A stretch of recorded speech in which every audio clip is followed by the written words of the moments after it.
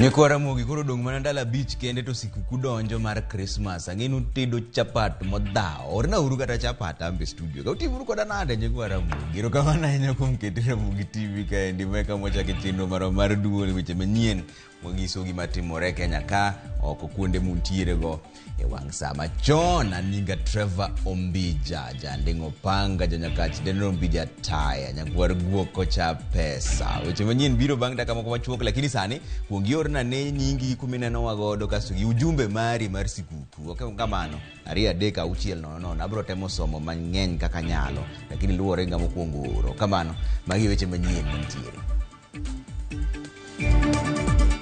I have directed the police to crack down heavily and without exceptions all those found flouting our traffic rules. Campaign mara pedha ne joma ketho chike apaya e kinde nyasi osechakore ayanga e sama oyang ni ji 27 osewito ngimagi e masich apaya e dwe ni kende. And the counties have been reflected. This is Murang'a, Kirinyaga, Kiambu, Machakos, Homa Bay, Migori, Nakuru, Elgeyo Marakwet and Siaya. Counties ang'wen makaluo medore kwan gwenge madwaro kony mar chiemo e sama oro koro medore pacho kae. Achich maduong' ewi monj Junior Sagini idhi geng'ne kuom ndalo 4 ka obila dhi nyime gi nonro.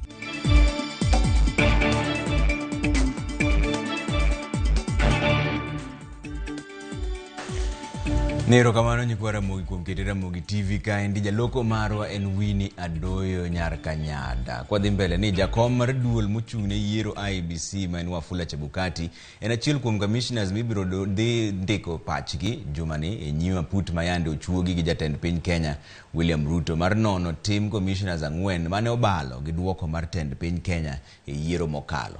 Aputno e bwo jakom mare men jang'ad buche Agri Mushelule ne ochako winjo bura mar Commissioner Irene Masit mapodo ramo ni okobi gwe tao nyaka giko. Jafombo marwa Eric Owenga nigi ler mar wachni. You can only discern whether or not one is biased from a set of facts, established facts or agreed facts. And then you call upon the court to say, or tribunal to find, that any reasonable person properly directing themselves on the law and on the fact must find that there was bias here. Tielo mar winjo bura ma omako commissioners mag IBC go no chakore ayanga. Aput mar Mushelule no romo KICD mar winjo buch Masit ka okil mane ochung'e loye Donald Kipkorir emane oyuoro. Korir no temo geng'o burano bang' oro kwayo kowacho ni apurno onge kod oteku moromo mar winjo bura mar Masit. Kwayo mane oit oko kendo ochiwo thuolo ne janeno mokwongo. I'm just asking a simple question. Do you have a university degree? Anything? Yeah, so that we can make progress. No. Yeah. Do you have a university degree? No, I don't. Dennis Nthumbi no betio rindi mar chiwo ler gimomiyo odwaro Masit oko mar IBC. As senior learned counsel of many years experience, give us a scenario. Where does all this material go? Does it die? Does it hang there? Does it go to the High Court? Does it go to Parliament? What could be the recourse? There are 4 petitioners who I think are spirited Kenyans. They can go back and refile the petition properly. No ground is sustained. We will deliver ourselves in detail within 24 hours from today. Nthumbi no kone apudno ni neno duto mane otimore chieng' lando duoko mar tend piny Kenya kendo ne ohum nti Masit no ne rwako Kenya e bugo maliet. Commissioner Irene Masit's conduct then essentially up until now, just that we don't have violence, has inflamed the country to a degree that we are more fragile. We are more fragile democracy than we were. So she would have taken us back to 2007. Thank you. Stigo bende ne Nthumbi oyudre e tago maliet oko okil mar Masit Kipkorir kone apudno ni onge kolony makare manyalo miyo bed janeno. You call yourself a governance expert, you have no expertise. You call yourself a military expert, you have no expertise. You call yourself a terrorism expert, you have no expertise. You call yourself a reverend, you have no training, theology training. Do you know yourself, Dennis? 16 years of high-level work within various fields is evidence. I saw what I saw, and my petition is essentially pegged on the fact that my own existence in this country was threatened. Mr. Chairman, I have no further questions. Just to say that Dennis Tumbi is not worthy of the credibility to be a witness in this tribunal. Korir notuo ni jal mochung'ne inyalo ketho e wiye kalore kod neno mag oledhi ma ochwal kod Ntumbi. You've created your own world reality which is not supported by facts, by evidence. I mean, you basically, I don't know, suffer from illusion and the delusion. Korka kore okindo ganda mane ochwalo burano Peter Munge no ng'iso pudno ni en gi geno ni neno magin godo biro chiwo thuolo makare mar thicho oko commissioner ma IBC Masit Gikone. He has said that there are 4 allegations on Cherera 4 and the Serena conference. Those are issues of fact. A clear reading of the petition that is before the tribunal set out several grounds apart from those 2 and several factual issues. As we sit here, none of them has been challenged at all. Nyaka pudno chak dweni Arin Masito wuon pod okochopo enyewa pudno gino makoro mako dho Mchelule gilange. Okang' mar yanga diera e gima notimre e yiero mokalo mar dwe mar 8 tarik 9 koro ochakra yanga ka joneno bura koro oseriedo mar chiwo adieri e wi bura mane gimako e nyima put motele kod Agri Mchelule ka kiny igeno ni joneno mamoko biro chopo e nyima putni. Eric Owenga, Ramogi TV, Nairobi. Wadong' mane weche mag doho kanyo ni doho mamalo mogik owito oko ng'ur mane jachung' laro kom mar MCA kaunti ma Migori yiero mokalo Isaac Aluoch Polo Oluchier ne ochwalo makwedo okang' mar IBC puodho moko kuom MCAs mane odar e ODM ndalo manok motelo ne yiero maduong' mar ochung'ne ma dhi magichung' maonge duond buche siasa. Aluchier ne odonjo ka wacho ni IBC ne oketho chik kuom yie ne MCAs go mondo chunge yiero mokalo. Wacho ni kinde mane MCAs go dare ODM ne winjore gi gwetao kaka jod bura mag kaunti go. Aluchier ne odwaro mondo doho oyang ni IBC kod MCAs go ne oketho chik. Doho mamalo mogik no wito oko burano ka giwacho ni Aluchier ne nigi neno manyap. Giwacho ni bende ni kata mana MCAs e gwenge mamoko ne oko gwetao kaka jod bura bang' rem yudo tiko mag duond buche manotero gi e od bura yiero mar 2017.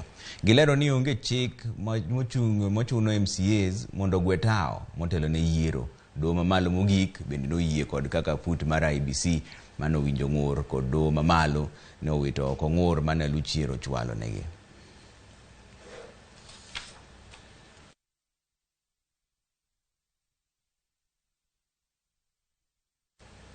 Kwa kanyo ni agulu mar omenda e piny mangima iluongo ni IMF opuodho hola mar bilion 55.1 men bath omenda maromo bilion 288 mane piny Kenya okwayo mondo ni megi igni 3 mabiro. George Bati miwa ler.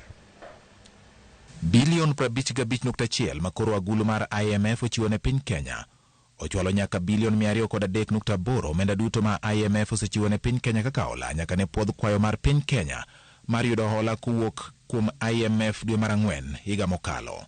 Kata kamano omenda duto minyalo bi chiw ne piny Kenya kaka hola biro chopo bilion 297.3 kaluwore kod lokruok ewi kwayo mane piny owacho ma Kenya ochwalo ne IMF. Agulu mar IMF oluoni kata obedo ni bajet mar piny Kenya mar omenda masani yudo pek kaluwore kod gik mane okochopie hik omenda mokalo manomiyo piny Kenya okochulo kaka dwarore hola mane gisekawo kuwuok kuom pinje maoko. Piny Kenya osejiwo yore mag choko osuru mabiro miyo yot e chulo hola go. Okang' mar piny Kenya duoko piny chenro ma isiro kod pinje maoko kod bedo gi pek e chulo hola mage oyangi kaka mano ma osemiyo Kenya obedo kod nok mar dola mar piny Amerika kendo miyo muom ma pacho ka obedo manyap ka gi dola mar piny. Jalup jatelo maduong' kendo jakom ma kojolo mar IMF Anthony Tsaye okoni kata obedo ni piny Kenya osebedo kod midhiero koting'o idho mar nengo mwandu e piny mangima, oro, nok mar chiemo kod lokruok chal kor lwasi. Gin kod geno ni ochumi mar piny Kenya biro dongore gi 5.3.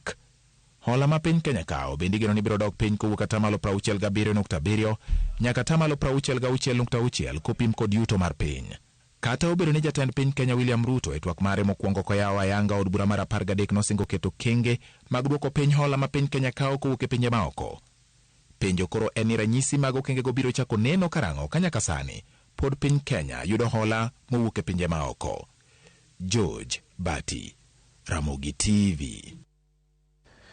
Kwa kanyo ni jatend migao mar wuodhe kod apaya Kipchumba Murkomen kanyakla kod nyawadgi mar arita kwe Kithure Kindiki ogolo chik ne obila mag ndara mondo kaw okang' ne derepe maketho chike mag apaya kaka yor kedo kod masira mag ndara e kinde nyasi mag giko higa. Walter Nyambaga nigi ler mar wachni.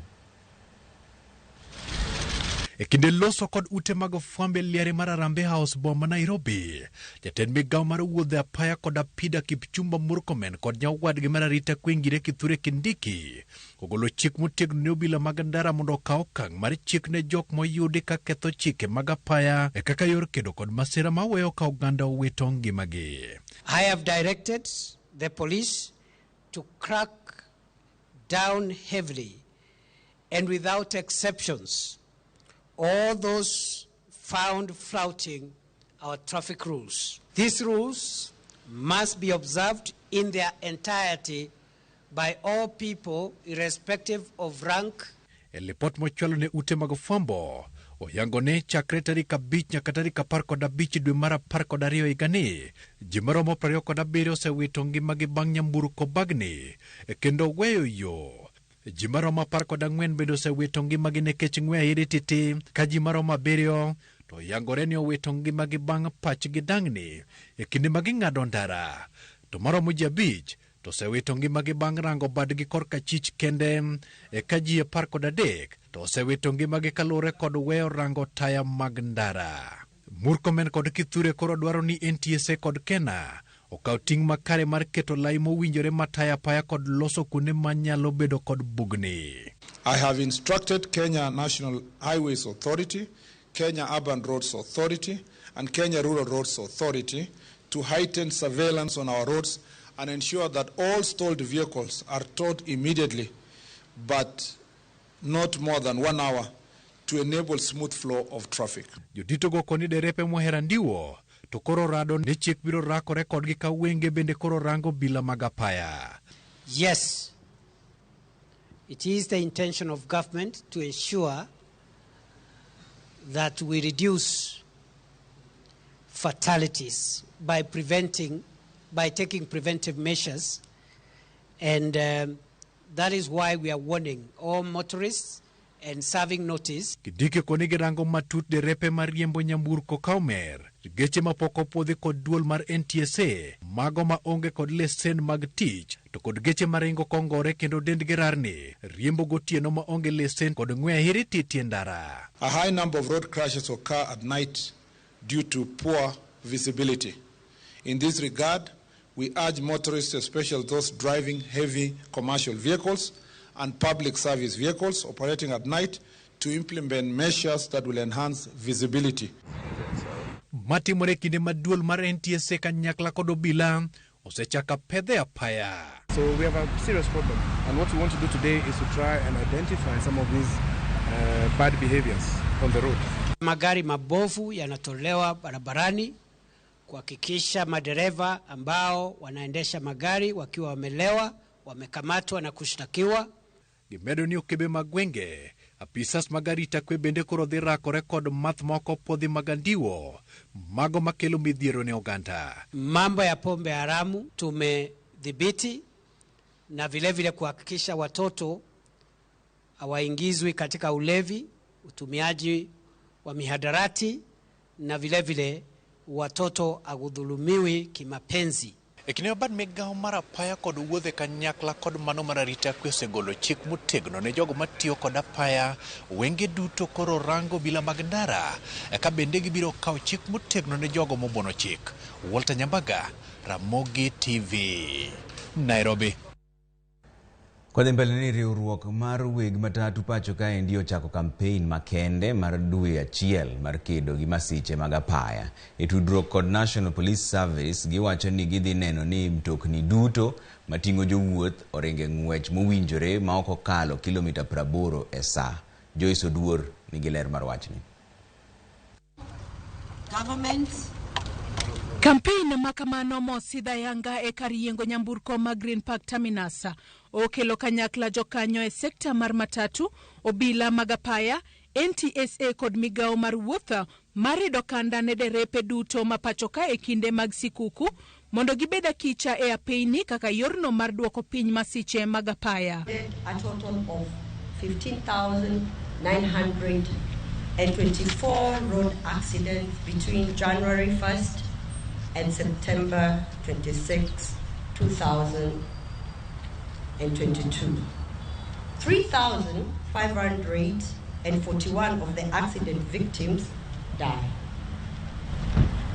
7,000 are seriously injured. And 5,000 are slightly injured. Our campaign message is slow down, fika salama, and enjoy your holiday. Jakomo chungne chenro mar keto rang'uk ng'we irititi e nyamburko kata speed governors Mark Gitonga otiyo kod thuolono e kwayo weg matatu mondo oter nyamburko mekgi oketnegi speed governors kaluore ni gisebedo ka gitimo mano nono maonge chudo kuom dweche adek koro. The traffic will be on duty. We have called even the highest office in traffic. We want to indicate that all matatus must do 80. And the trucks, the private vehicles, the highest you can do this festive season, it will be 110. If you exceed that, it is at your own peril. The traffic will catch up with you. The cameras are on the road. Katakamano, komanda mochungne obila magapaya Nairobi, David Apima, ochiwo siem mager ne weg matatu mondo were gi tim mar golo speed governors e geche kowacho ni mano keto ngima jowuoth kama ng'au. Tunajua kuna wengine huwa wanatamba na speed governor. Iko patoni wanafinyanga. Ikiona hakuna polisi karibu wanafinya patoni alafu wanaenda ile speedi. Ukifuata wewe uko 100 lakini unaona hii ni matatu na iko 120. Please. Tuende pole pole na tutafika. Bende onyiso derepe mondo webedo gi gombo mang'eny e kinde mag sikuku kendo giriemba mane routes moyangnegi. Kifika wakati wa festive season, mtu hajawahi enda Meru. Anaomba TLB a drive, yeye anafanya town service hapa. Lakini kwa sababu ya pesa, ameona wasafiri ni wengi, anaomba TLB apeleke watu Meru. Hajaelewa maneno ya Tharaka Nithi Bridge. Ajui 72 corners zinakaa namna gani. Unasikia ameenda huko na ameangusha watu na ameua watu, which is very wrong. Mahali unafanyia kazi, kama ni long distance fanya kazi yako, kama wewe ni town service hapa fanya ya town service. Jaloso elomigao mar wuotho manochopo e chenro mar sidho campaign no Martin Eshwani owacho ni migao mar wuotho biro nono chike moko magapaya kendo biro timo nonro e wi apeyni kuonde mamasiche thoro timore. As a ministry, we are going to review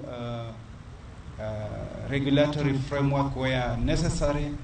We are going to address roads that have defects and have been identified as black spot areas to ensure that the flow of vehicles is smooth and the crashes are not attributed to road designs and construction. Jowuoth bende imedo jiw mondo rit chike magapaya ka e kinde campaign no maringo chakre tarik 20 dweni nyaka tarik 31 dwe mar achiel higa manyien. Nitire meche mibiro chiwne derepe kata riwruoge mag geche ma jowuoth luto ne ombulu ne luwo chike magapaya. Our campaign activities will include and will also be encouraging to vote for outstanding drivers, conductors, and matatus.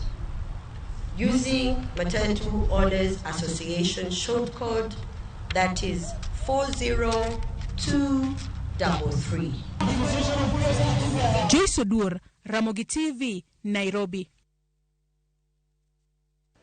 Beduru motange apaya joka mang'eni sani wuodhe ng'eny ka ji dhi dala to wang'eni wacho nang'o ya 3:600 ka en Ramogi TV an Bernard Olendo mar Milenye aneno lendo mos kan dala kamano Bernard mos na joga geno ngi sikuku maber mabiro mbele ka upange nang'o daher mondo mi winji 3:600 ne kaka nyalo yuda an Shadrack Ayeta kawuok Ahero Kaluande, aneno Ramogi TV yo makare sana, erokamano ahinya. Paul Okuto mar Karombe School, Ramogi TV ler kae, erokamano Paul.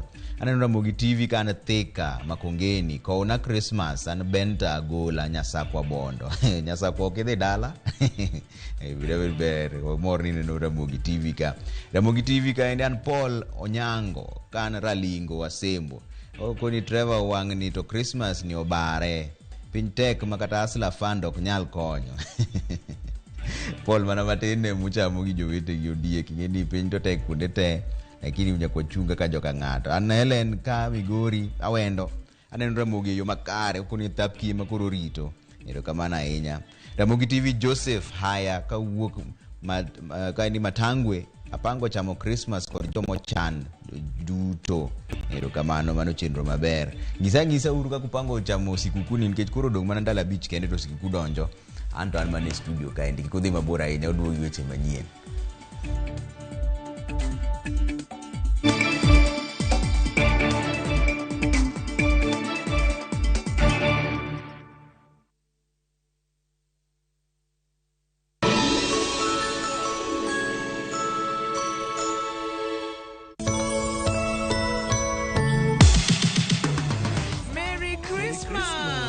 E kinde nyasi mar Christmas, wamedo dhi alohono mar Yesu, ka wakelonu tugo mopogore opogore, koro nikech en Christmas wakelo yien, nyaka tuke mabiro moro nyithindo, kwayas mawer mamit, kod gik moko mabeyo beyo. Mane Ramogi TV.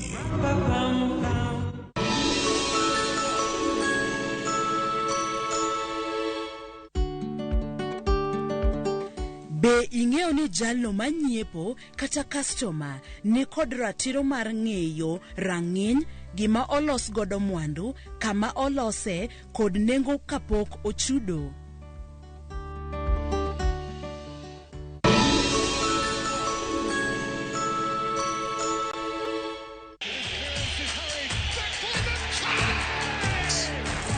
Have doodles taken over your home? Hey.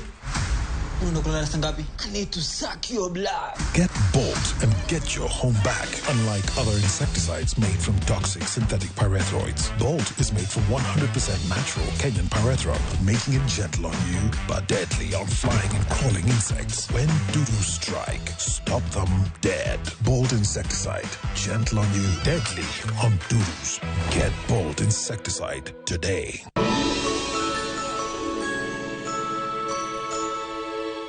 Shabiki.com inakuletea the first ever Premier Leagues jackpot in Kenya. Predict mechi 6 kutoka ligi kuu duniani kwa kutumia shilingi 8 tu, uweze kushinda 100,000 shillings kila siku. 6 Premier Leagues games. Cheza na 8 ball. Shinda 100k daily. Tuma neno PJP kwa 29063 or visit shabiki.com to play. Not for persons under the age of 18. Betting can be addictive. Play responsibly. Shabiki.com is authorized and regulated by the BCLB. License number 416. Shabiki.com.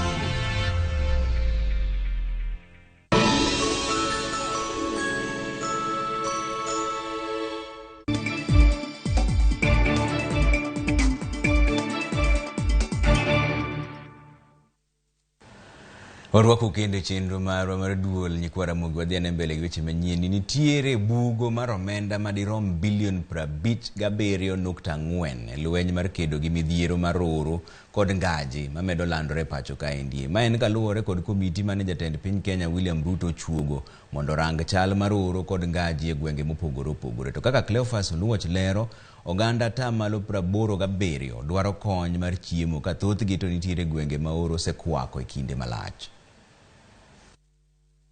Kaluwore gi komiti marango chal mar oro kod ngaji mokwako gwenge mapachuka, omenda moyo milion 600 biro pogne jo Kenya makalo midhiero mag oro kod ngaji e yor chiemo kod omenda ching. Komiti ma otelne kod jatend kambi tudruok mar Safaricom Peter Ndegwa olero ni riwruoge ma ok piny owacho maromo 89 oseriwore gi komiti no e lwenj kedo kod oro gi ngaji makoro bendo kwako jo Kenya maromo milion 4.5. The government also, through the National Drought Management Authority, has undertaken both regular and scale up cash transfer. And 1 week ago, we did a scale up of cash transfer to a tune of 409 million in 4 arid counties. Kamano bende counties mamoko chiko omedore gwenge makoro oro kod ngaji nitie. Counties ma omedore oting'o Migori, Siaya, Homa Bay, Kiambu, Machakos, Murang'a, Nakuru e kind mamoko. Ndegwa omedo ni ngaji makoro nitiere kwako gwenge manyago chiemo kod mago bende ma oro sebedo ka okwako e kinde mokalo. This is not a specific issue that is affecting a specific county or counties that are expected to have drought. This is an issue that's affecting all Kenyans in one way or another.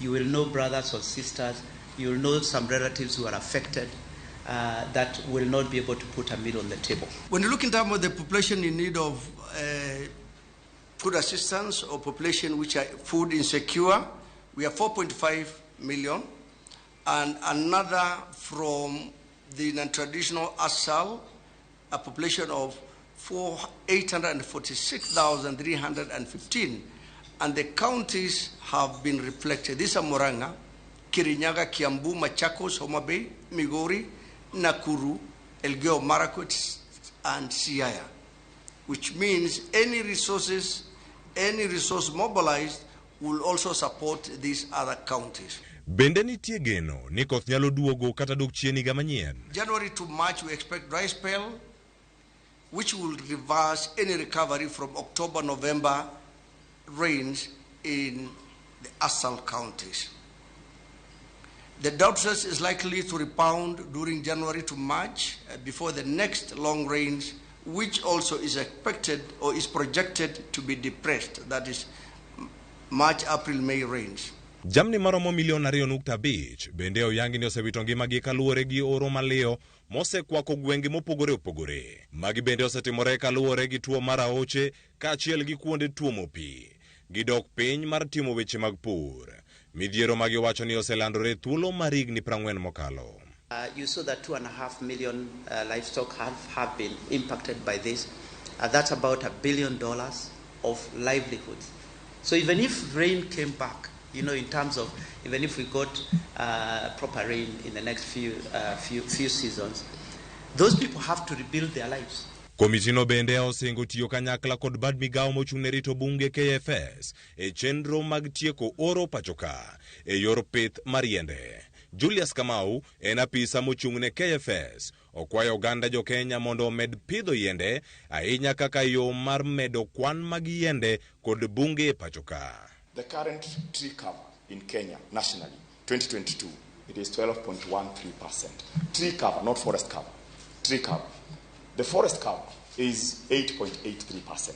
And it has grown from 5.9 of 2018. So in the last 4 years, through support of everyone, we have been able to grow the forest cover from 5.9% in 2018 to 8.83% in 2022. Jo Kenya bende kori luongo mondo cham matin magiyudo kod jogo maonge godo e kinde nyasi mar sikuku. All of us to share a meal where we can, and this is the opportunity we are providing for Kenyans to do that, for those who do not have over the festive period.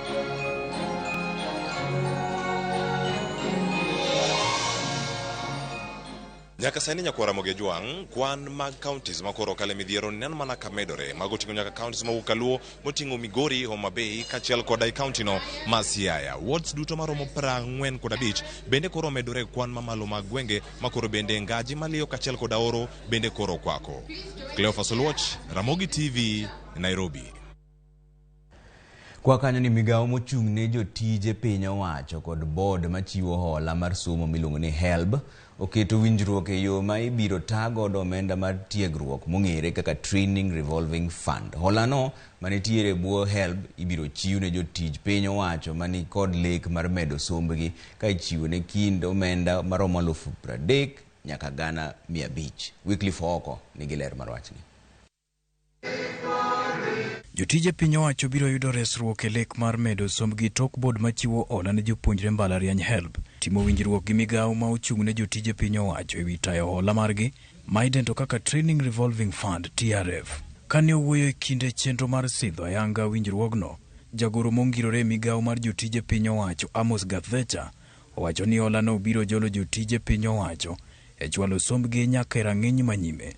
Bende owacho ni piny owacho timo manyalo mar jolo jotije piny owachogo e yudo hola ma nengone ogonyore.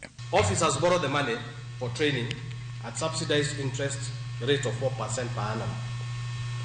The fund was put under the management and administration of the Higher Education Loans Board through a memorandum of understanding between the State Department of Public Service and the Higher Education Loans Board.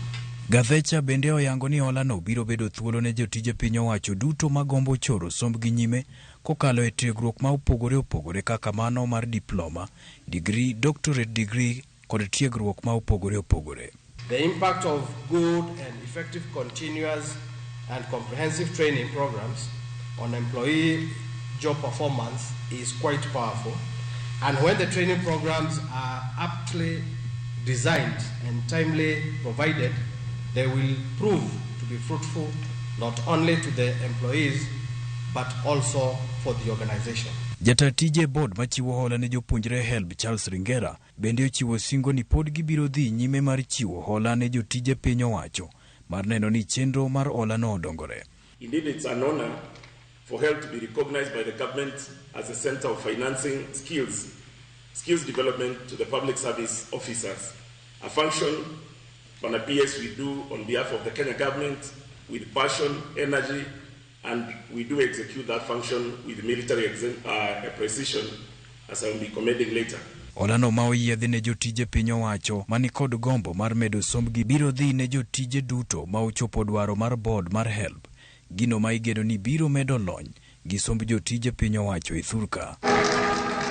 Wycliffe Oko, Ramogi TV.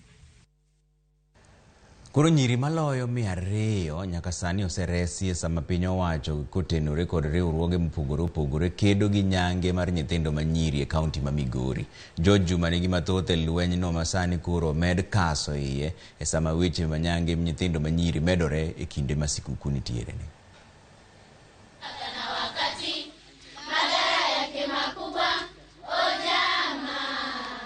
Piny owacho ma Kenya e bwo jatend piny Kenya machon Uhuru Kenyatta ne oketo singo mar tieko wechego mag nyango mag nyithindogo manyiri e giko mar higani. Kata kamano, nenore ni lekni koro dekok chopie. Loko kit ng'ato kata mana jaluo monago lake cha ne gikawo higni mondo gino rum. Ndiyo biro rumo lakini higani to ok nyalre. Penjo maduong' en ni be wanyalo we gini mondo wakaw pesa motiyogo mang'eny ka waketho e weche mag tero nyithindo manyiri nyangu mondo wakete sombgi. Nyaka sani nyithindo manyiri mathoth e gwego ma Kuria koro osetimnegi nyango e kindeno ma jumbe 2 mokalo. Sani kinde girwakore ka nyithindo machuo ka gidhi dhi e nyangu, sinde giloko style kaka nochako ng'egi e higni 12 mokalo. Koro gimbe gibedo modernized e timbegigo mondo kik sirikal yudgi. Miyo ok en gima ber nikech omayo nyithindo manyiri thuolo mar somo, omayo ute bende kata mier magigo timore. Wayudo ni sama itero nyithindo manyiri nyangu ntiere dhok nyaka dhiye. Nyithindo manyiri bende malo 200 bende oseringo nyango kendo nyaka sani okete kuondego mag jot. Kiangalia sahi wale ambao walikuwa wamepangiwa watoto wao wameweza kutoroka, wako wengine Kubweye primary, wengine wako Kihancha, wako tunaweza pia Goseso women kwa sababu ni kwamba wamejielewa, lakini Kuria East unakuta kwamba bado hata watoto wangali wameshikilia ni kitu iko kwa akili zao kabisa. Now FDM is happening, but wait till March next year, you'll have so many dropping out of school, so many will be pregnant. Those are the things we are experiencing. Piny owacho kod wego mok mago mag piny owacho bende pod dhi nyime kod kedo kod nyangeni mag nyithindogo manyiri ma nyaka sani dhi nyime e gwego ma Kuria. Sani ng'enygi adiere to nitie ng'enygi ma maloko pachgi. To mapod pachgi poko logo jonyuol pod otemo kan maana be pod watemo mana puonj. Kuria imeweza kuwa na mabadiliko hata kama bado ingali ipo, lakini kuna mabadiliko.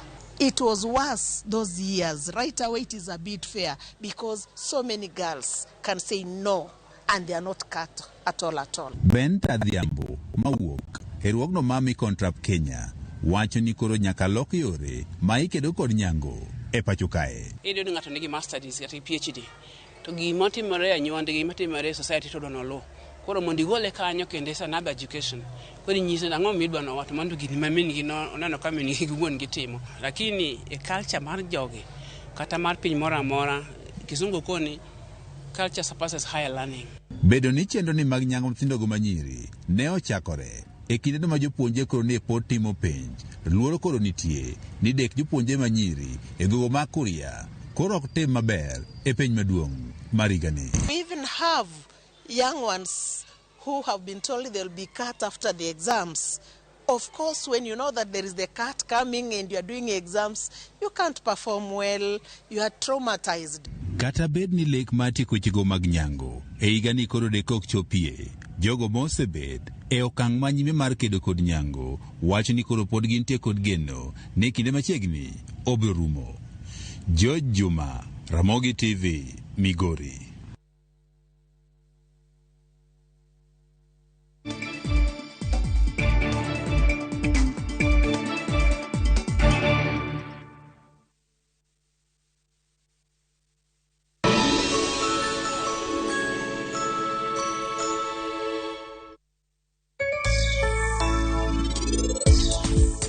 Paro ni an dole matin mibo tugo godo kakidwaro ok nyalre nikech an anyalo timo ni gima lich ahinya. Ang'o momiyo miya mitni? Yawe, dongen mari?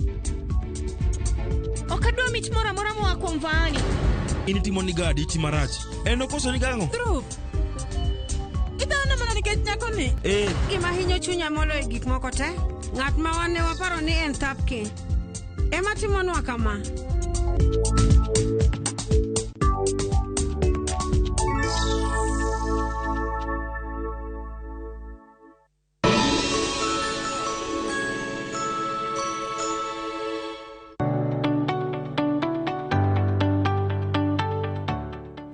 Kod dalani kata odi iwuon ma ok ichul dwe ka dwe en mwandu maber ma inyalo bedogo ka irutaya.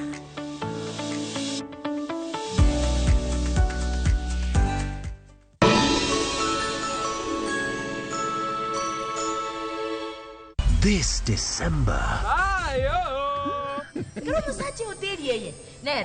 drama. Have you told them about your marriage? I'm gonna send my flying fist to you. Romance. I love you so much. Comedy. Look at this one. Unacheka na una meno mbili. Music and so much more.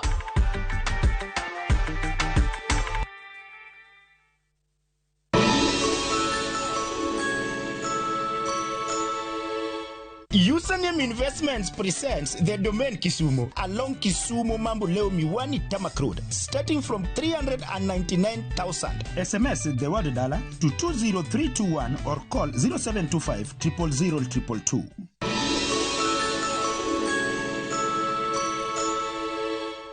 Wakenya wengi wanaendelea kushiriki na kushinda $300,000 kwenye Shabiki Major Leagues Jackpot.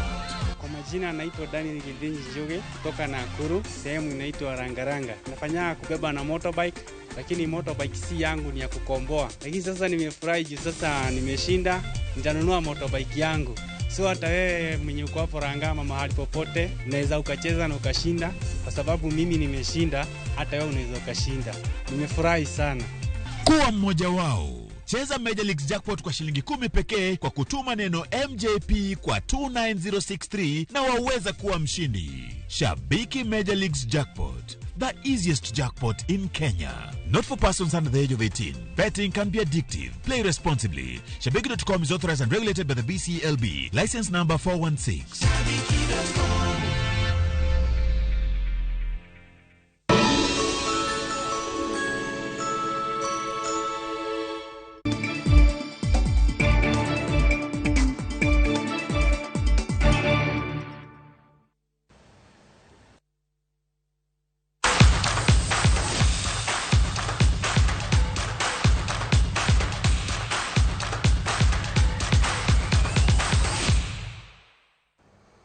Haya, watika ni weche mag tuke ni jatugo e team mar rugby mar jotugo 15 koni kod kocha Grace Adhiambo omimich kaka jatugo maber moloyo mar dwe mokale, mich michwalo kod jofwambo weche tuke pacho kae miloni S Jack.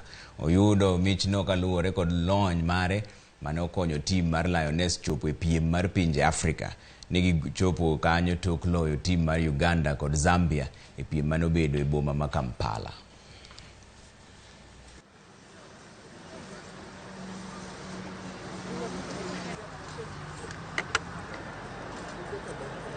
Since I started my rugby career, I think this is the first award that I'm getting as being awarded as Player of the Month. It's an honor to me and it's a great pleasure to be given the award today. Many rugby men and women are not employed. So if we will get this thing again next year, for you to employ some of the rugby women as you do for the athletes. Most people are trying to focus and see what to focus on in the next year to see how best to come on board with these sports, like from rugby to athletics to even other upcoming sports like motorsports, even darts I've had. So yes, I would encourage most to try and come on board.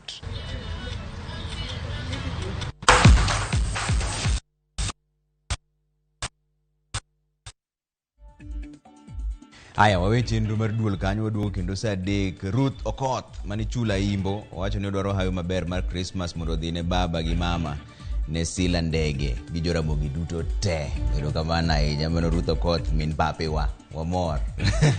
Koro wadhi e yweyo waduogo kendo sa 3 mondo wawach weche manyien. Anyinga Trevor Ombija jandingo panga jonyakachi dendo Ombija taya nyakwar guo kocha pesa. Wanere sa 3 kendo.